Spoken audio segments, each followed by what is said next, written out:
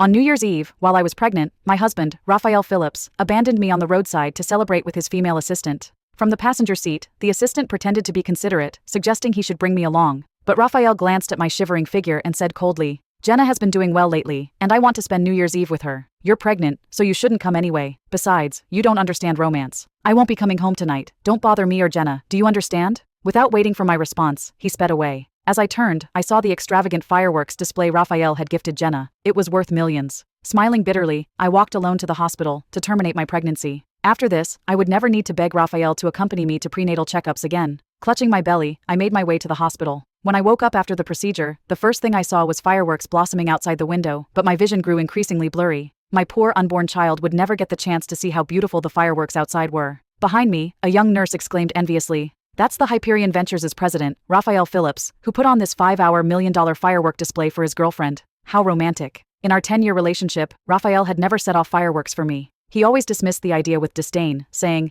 "It only lasts a few minutes. What's the point, Lily? You're so wasteful." He never understood that I loved fireworks the most, and the person who least understood romance had always been him. Taking a deep breath, I called my mentor. "Professor, you mentioned taking me abroad for further studies. I've decided, I'm going." Excited, my mentor replied, "Lily, with your piano talent, you should have long been a shining star in the music world. Too bad. Too bad I gave up the piano for Raphael, becoming a full-time housewife, never touching the keys again." I never imagined that after marriage, my relationship with Raphael would bring me nothing but pain, over and over. After a week of recovery in the hospital, I returned home. Surprisingly, Raphael was there. After all, he had to work during the day and accompany Jenna at night. It had been a long time since he'd been home. I said nothing more, heading to the piano room to practice. But the room was in disarray, and my cherished piano was broken. This piano, which my mother had spent her life savings to buy, was my most treasured possession after her passing. Raphael walked in nonchalantly and said, "Jenna thought it was fun last time, and accidentally broke it." The state of the piano made it clear it had been deliberately destroyed. I opened the piano lid, revealing the keys, now deeply scratched and dented. On top lay a pink bow-tied pair of underwear. Raphael quickly snatched the underwear, stammering, "It's Jenna's. She forgot to take it last time. There's nothing between us. Don't overthink, okay?" The sight of the underwear on the piano told me all I needed to know. They had even done that on it.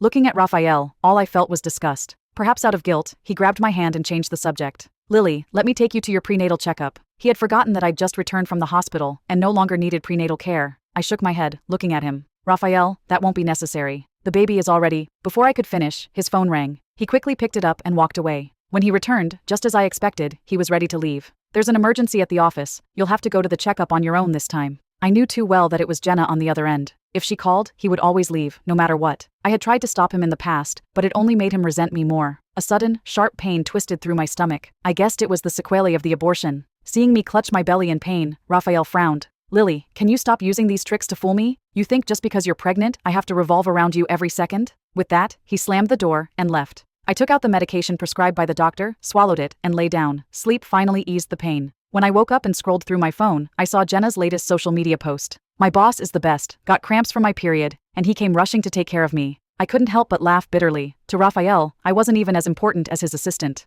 A moment later, my phone rang. It was Raphael. For a fleeting moment, I thought he might finally care about me. But his urgent voice on the other end crushed that hope. "Lily, which brand of sanitary pads do you usually use? Jenna is such a scatterbrain, she forgot to buy hers." My heart sank. Raphael was willing to buy sanitary pads for another woman. I remembered a time when my period came unexpectedly, staining my white pants with blood. I had no pads, and the blood was glaringly obvious. I asked Raphael to buy me some. However, his response was one of utter disgust. "You want me, a man, to buy sanitary pads? Are you insane? Do you know how embarrassing that would be for me?" But now, there was no disgust in his tone, only concern for Jenna. Raphael anxiously continued, "Do all girls have such bad cramps during their periods? Poor Jenna. Do you know any remedies? Should I get her medicine? Maybe red sugar water? A heating pad?" He was terrified of causing Jenna any discomfort. Even during my pregnancy, Raphael had never shown me this level of concern. I couldn't help but find our years of love utterly laughable. "Can't you just Google it?" With that, I hung up and ignored him. The next morning, Raphael called me again, his tone angry. "Lily, you've grown bold. How dare you hang up on me? I'm giving you a chance now. Come over and cook for Jenna, and I'll forgive you."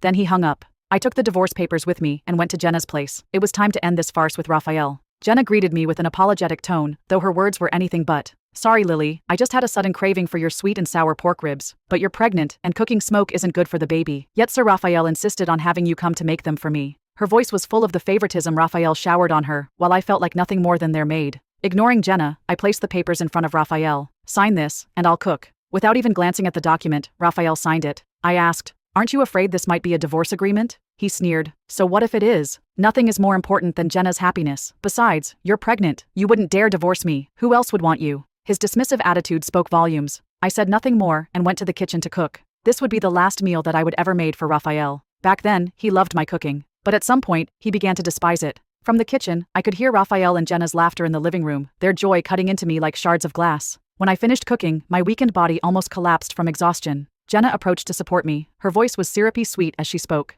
Lily, thank you for your hard work. Your clothes got dirty. Let me take you to the bedroom to change. She led me to her room, where the floor was littered with clothes and condoms. Flushing, Jenna feigned embarrassment and explained, "Oh, my boyfriend is just too much to handle." Then, as if it were an afterthought, she asked with a sly smile, "Lily, is Sir Raphael just as passionate with you?" My expression turned icy. It was clear why Jenna had brought me here, to make me see this. I had always thought Raphael's reluctance was due to work stress, but now I knew the truth. He simply didn't want me. Every time I approached him, he would push me away with disdain, calling me disgusting. Even my pregnancy had been an accident caused by Raphael's drunkenness. Standing amidst the scattered condoms, I sneered, "Miss Jenna, perhaps you should worry about whether your boyfriend can keep up with this frequency in the future." Her face instantly darkened. When we returned to the dining table, Raphael was busy piling food onto Jenna's plate. His tone was indulgent. "Jenna, eat more." Jenna pouted and teased, "Sir Raphael, you're spoiling me. How can there be such a perfect boss like you?" Then, she turned to me with a sweet smile, placing a large spoonful of crab roe into my bowl. "Thank you, Lily, for cooking today." I didn't touch my food. Jenna's expression twisted into one of grievances, and tears began to stream down her face. "Did I upset you, Lily? Why aren't you eating?" Raphael's face darkened as he glared at me. Without warning, he slapped me hard across the face. "Lily, don't be so ungrateful." Grabbing my head, he shoved the crab roe into my mouth before I could resist.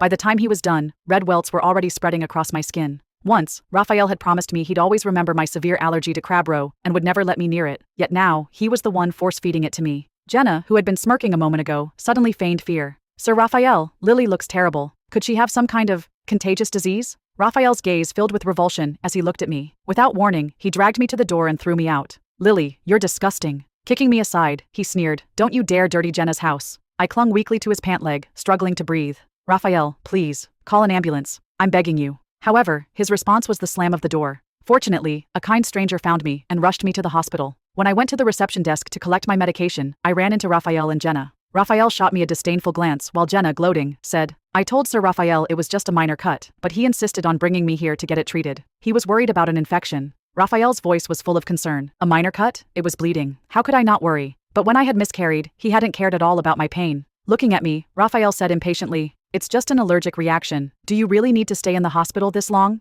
Luckily, he didn't know I had already terminated the pregnancy. Otherwise, his actions would have been even more cruel. As if granting me charity, he added, "Fine, I'll take you to your prenatal checkup later." Without waiting for my response, he went to the counter to register, leaving me alone with Jenna. She sneered, her tone dripping with malice. "Raphael is so good to you, but if he truly cared, he wouldn't have watched fireworks with me or stayed at my place. Lily, you can't win against me. Raphael loves me now. You, with your sagging skin and stretch marks, are nothing more than an old pregnant woman he's sick of. He even said your stretch marks are revolting. Every time he sees them, he feels disgusted." My mind went blank. I hadn't realized Raphael thought that way. Those stretch marks, so repulsive to him, were the only traces our child had left in this world. Jenna smirked at me, then slapped herself hard across the face twice. Tears welled up as she cried, "Lily, I swear I didn't seduce Sir Raphael. Please don't hit me anymore, okay? I promise I'll stay far away from him so I won't upset you." Hearing her cries, Raphael rushed back. The moment he saw Jenna's tear-streaked face, his heart ached as if it might shatter. His eyes blazed with fury as he looked at me. Without hesitation, he kicked me in the stomach.